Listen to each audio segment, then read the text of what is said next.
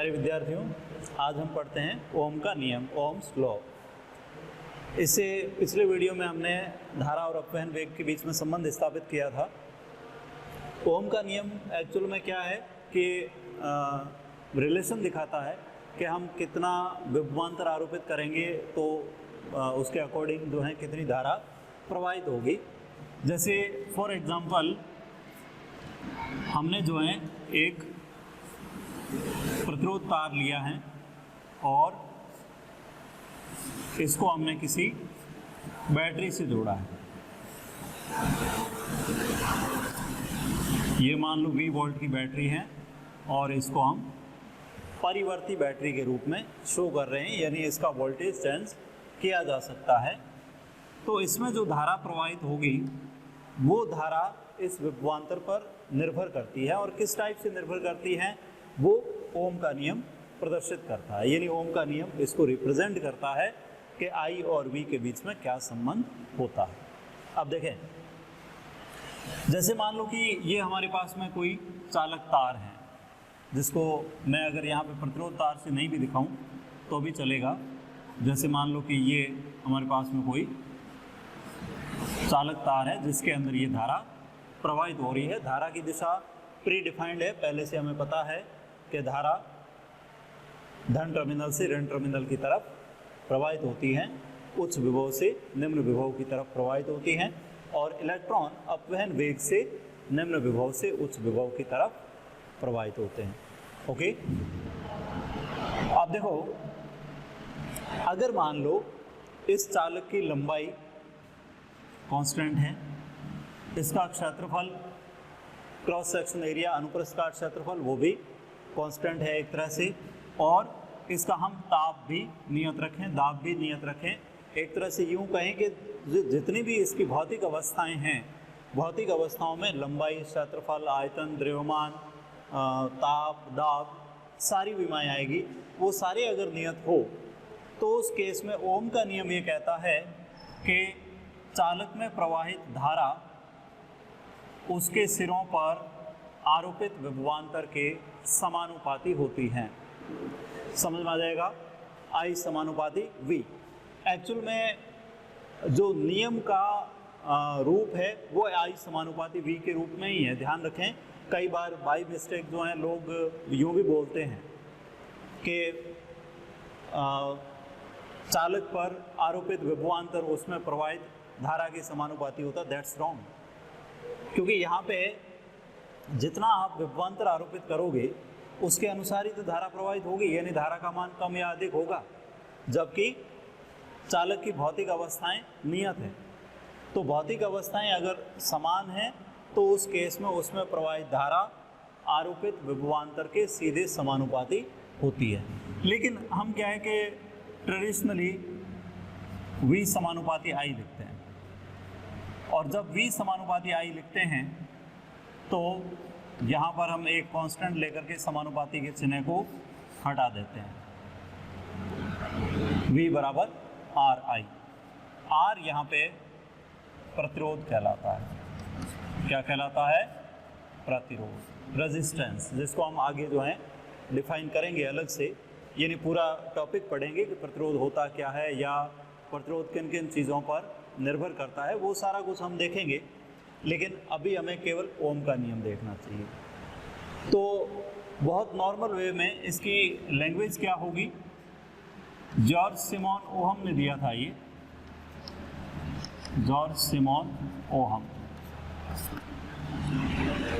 लिख सकते हैं, जब किसी चालक की भौतिक अवस्थाएं जैसे लंबाई, क्षेत्रफल, ताप, दाब इत्यादि नियत हो तो चालक में प्रवाहित धारा उसके सिरों पर आरोपित विभवांतर के समानुपाती होती हैं। आई समानुपाती वी। हम कांस्टेंट लेते हैं R, जिसे हम कहते हैं प्रतिरोध। अच्छा, अगर हम यहाँ पे V और I के बीच में ग्राफ बनाएं तो हमें कैसा मिलेगा? देखिए, दो टाइप का ग्राफ मैं बना रहा हूँ यहाँ पे।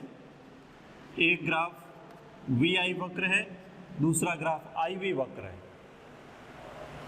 VI वक्र एक समानुपाती की सीधी रेखा प्राप्त होगी, तो आई वी वक्र भी एक समानुपाती की सीधी रेखा ही मिलेगी, क्योंकि दोनों में जो संबंध है वो तो समानुपाती का ही है, डायरेक्टली प्रोपोर्शनल है, तो इट मीन्स जो ग्राफ है वो तो सरल रेखा ही मिलेगी। बट इनकी जो ढाल हैं वो अलग अलग होगी। ढाल को हम एक तरह से एक्स अक्ष से कोण के आधार पर लेते हैं, यानी थीटा एंगल के आधार पर, और ढाल हमें पता है tan थीटा के रूप में ली जाती है। तो इसके अंदर जब हम tan थीटा लगाएंगे तो इधर जो है इसको मैं डेल्टा आई कह सकता हूँ, और इधर इसको हम डेल्टा वी कह सकते हैं, ये एंगल थीटा। आर बराबर यहाँ पे फॉर्मूला क्या बना, v बाई आई, या इसको हम r बराबर डेल्टा वी अपॉन डेल्टा आई भी लिख सकते हैं, या dv बाई डी आई भी लिख सकते हैं अल्पांश के लिए। तो एक तरह से यहाँ पे ये जो ढाल हैं tan थीटा, ये क्या हुई, delta V upon delta I, that's r। V I वक्र की ढाल चालक के प्रतिरोध को प्रदर्शित करती है। अच्छा, इसके अंदर देखें तो इसके अंदर भी सेम तरीका हम ये ले सकते हैं कि ये तो है डेल्टा वी, और इधर ये है डेल्टा आई, ये वाला कोण सेम एज थीटा। इसकी ढाल देखेंगे tan theta delta I upon delta we. हमें पता है कि delta I upon delta we एक तरह से डेल्टा वी अपॉन डेल्टा आई का इन्वर्स हुआ, उल्टा हुआ, तो ये क्या हुआ, 1/r। तो वी आई वक्र की ढाल प्रतिरोध को प्रदर्शित करती है, और आई वी वक्र की ढाल प्रतिरोध के व्युत्क्रम को प्रदर्शित करती हैं। क्लियर? तो ये तो ओम के नियम का एक तरह से स्थूल रूप है। सूक्ष्म रूप हम पहले डिस्कस कर चुके हैं, J vector equal to sigma E vector, जो धारा घनत्व और विद्युत क्षेत्र की तीव्रता के बीच संबंध को प्रदर्शित करता है। तो ये ओम के नियम का स्थूल रूप है। अब ओम का नियम प्राप्त कैसे किया जाता है वो हम देखते हैं। ओम के नियम की एक तरह से व्युत्पत्ति।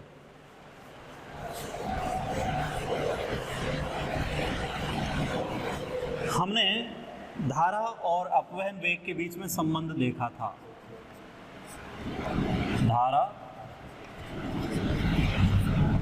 वह अपवहन वेग के बीच संबंध, क्या संबंध लिखते हैं अभी, I equal to N E A V D, ज्ञात संबंध है। हमें पता है कि वी डी का जो फॉर्मूला है e torque by m into e, और e torque by m V upon L.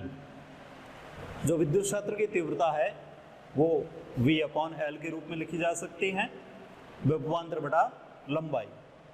तो मैं यहाँ पे I इक्वल टू लिख सकता हूँ N E A E torque by M v upon L. Clear? इनको गुणा करेंगे तो ये बनेगा N E square torque by M A v by L. ये क्या है, धारा है।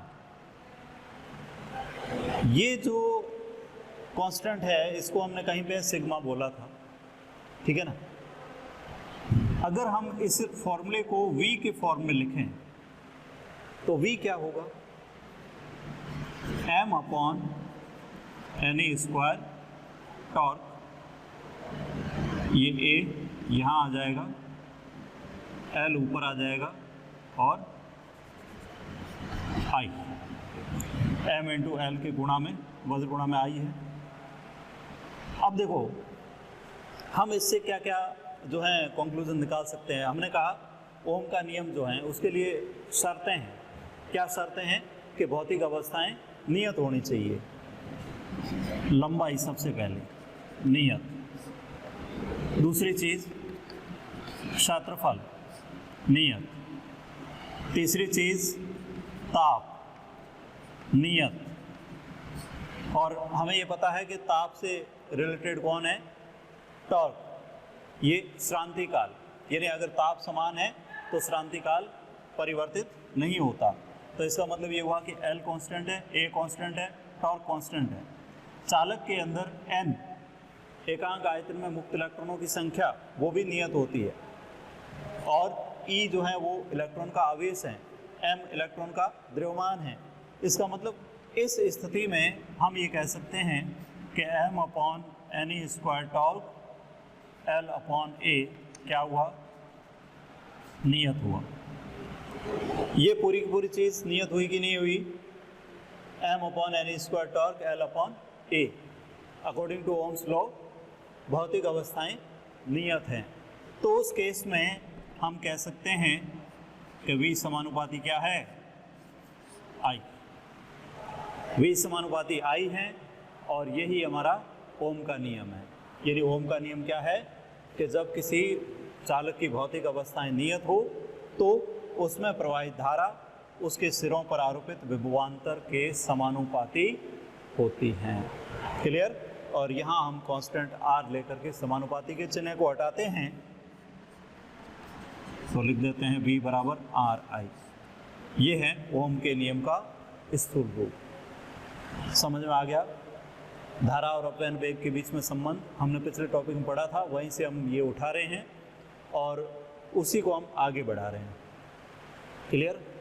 और अब नेक्स्ट वीडियो के अंदर हम जो हैं प्रतिरोध R को जब पढ़ेंगे तो ध्यान रखेंगे कि R को परिभाषित भी करेंगे, और साथ साथ यहाँ से जो है R का फॉर्मूला भी हम लेंगे कि तुलनात्मक रूप से ये एक तरह से क्या है, R है कि नहीं है।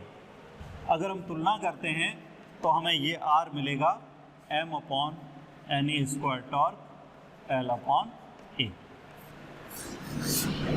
और m/ne² टॉर्क इसको हम नया वर्ड देते हैं विशिष्ट प्रतिरोध या प्रतिरोधकता। प्रतिरोधकता तो ये बन जाता है ρL/A। तो प्रतिरोध क्या है, प्रतिरोध किन चीज़ों पर डिपेंड करता है, ये सारी चीज़ें जो है हम नेक्स्ट वीडियो में जो है डिस्कस करने वाले हैं। तो आज का हमारा जो टॉपिक है वो केवल ओम का नियम था, यानी ओम्स लॉ जॉर्ज सिमोन ओम ने दिया था। और सिंपल वे में अगर आप मैथमेटिकल याद रखते हो तो बहुत इजी है कि V समानुपाती इसके अंदर I होता है और V बराबर RI। That's all. अच्छी तरह से जो है नोट कर लीजिएगा और याद कर लीजिएगा। Thank you.